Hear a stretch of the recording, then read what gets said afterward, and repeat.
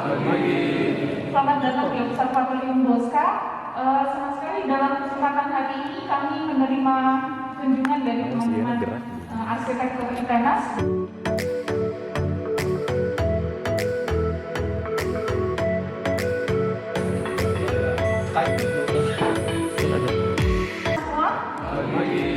Selamat datang di Observatorium Bosca.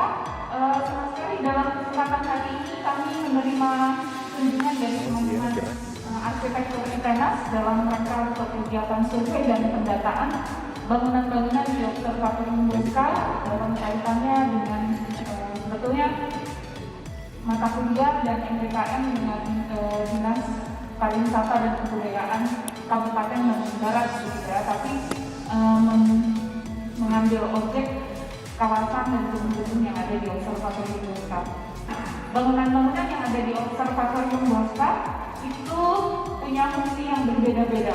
Ada bangunan yang dikhususkan seperti gedung ini namanya kita sebut sebagai gedung kupol yang menyimpan instrumen astronomi berupa teleskop. Jadi biasanya kita sebut dengan rumah teleskop.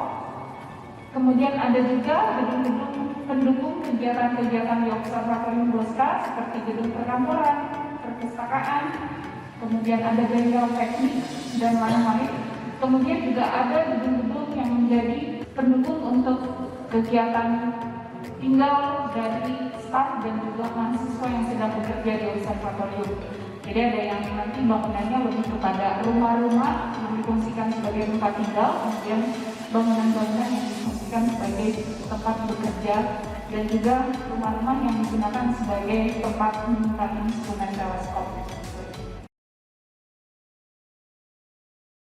Saya Budi Darmawan, saya staf kelompok keilmuan astronomi di FMIPA ITB.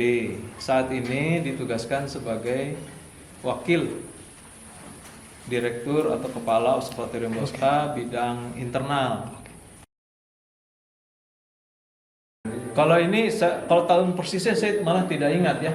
Tapi yang jelas setelah 1925. 1925. Ya, mungkin dekat-dekat 1930 saya kira. Sebetulnya itu masuk sejarah ya, kalau berapa lama membangun ini, karena bertahap ya. Yang saya ingat adalah kantor besar dulu itu dibangun ya, baru kemudian belakangan. Tapi kalau berapa lama proses pembangunannya sebetulnya saya tidak tahu persis ya berapa lama. Hanya ordenya bayangan saya mungkin di bawah 1 tahun ya. Jadi proses pembangunan ini, karena akan lama juga. Maksudnya bukan bulanan gitu, mungkin sekitar setahun sekitar itulah. Dan boleh jadi mungkin segmen juga perbagian gitu, tidak langsung lengkap semuanya gitu ya. Seperti contohnya di sana kan ada jalan penghubung, mungkin itu belakangan tuh. Atau misalnya bangunan sudut sisi tertentu yang di belakang sini itu bisa saja lebih belakangan. Gitu. Baik, kalau dari sejarah Wisma Kerkhoven ini mulanya untuk rumah direktur atau pimpinan atau kepala observatorium. Tapi kemudian dialih fungsikan menjadi ruang tempat komunal, bukan publik tapi komunal itu tempat untuk staf bersama. Ya, bisa rapat, bisa pertemuan yang mungkin formal, bisa tidak formal. Maksud formal adalah mungkin ada seminar. Kalau tidak formal mungkin ada seperti kemarin persis bukan syukuran, lebih kepada perpisahan yang pensiun. Jadi ada acara makan, ada acara apa, bisa. Jadi formal informal bisa digabung. Tapi untuk internal tidak disewakan untuk orang luar. Jadi oleh sebab itu penamaan villa tadi ya. Jadi tolong diganti. Ke sejarah khusus? Ya, untuk Wisma ini mendukung ini saja, mendukung kelangsungan operasional dari dari observatorium. Jelas harus ada direktur. Mungkin jadi catatan ya, direktur observatorium itu adalah orang yang yang punya akses besar untuk ke luar negeri ya. Dalam pengertian dia harus komunikasi terus dengan pihak luar negeri. Karena astronomi itu adalah bidang ilmu yang tidak mungkin sendiri dan tidak mungkin tidak berbagi. Itu mungkin bedanya ya. Kalau kita punya kekayaan alam, mau kita tidak berbagi dong gitu ya, karena itu kayak alam kita. Tapi kalau astronomi justru share-nya sangat luar biasa, tidak mungkin dia tidak berbagi. Jadi akibatnya dia akses untuk ke dunia luar jauh lebih besar. Kalau Anda cermati nanti mungkin di literatur, ini ada direkturnya ada orang Belanda, ada orang waktu penjajahan Jepang direkturnya orang Jepang. Kemudian orang Indonesia itu dari tahun 60, ya sekitar itulah ya, tadi 59 berapa. Itu baru orang Indonesia. Sebelumnya masih orang Belanda yang kerja di ITB. Sebelumnya. Sudah itu baru orang Indonesia, dan sampai sekarang orang Indonesia. Lebih tepat beliau itu kami nobatkan. Jadi bukan dari pendirinya. Kami yang merasa berutang budi gitu ya kepada beliau yang sudah mendedikasikan sejumlah dana, tetapi beliau seperti tidak dikenal gitu ya. Nah, oleh sebab itu kami yang menobatkan beliau untuk namanya di sini. Jadi penamaan ini lebih kepada generasi kami yang tampaknya memandang beliau layak gitu. Jadi bukan dari awal pembangunan, justru bukan gitu ya. Idenya bukan seperti itu. Jadi kami memandang beliau layak lah. Ya. Sebetulnya kan yang tanah itu ya turun itu ya. Kalau yang lain biasanya perawatan ini, penguatan plafon. Karena kadang ada yang melengkung gitu ya, atau ada yang pecah retak gitu. Kalau yang dulu. Tapi kalau sekarang biasanya dipantau saja. Misalnya seperti yang di depan sana ada satu segmen kayu sambungan gitu. Sambungannya kurang kuat. Maka itu dilepas dulu, kemudian nanti disambung lagi. Ada perawatan seperti itu lagi. Ya misalnya kalau ini Anda lihat kaca misalnya retak tuh, itu belum tuh. Itu pojok tuh kaca retak, nah itu belum.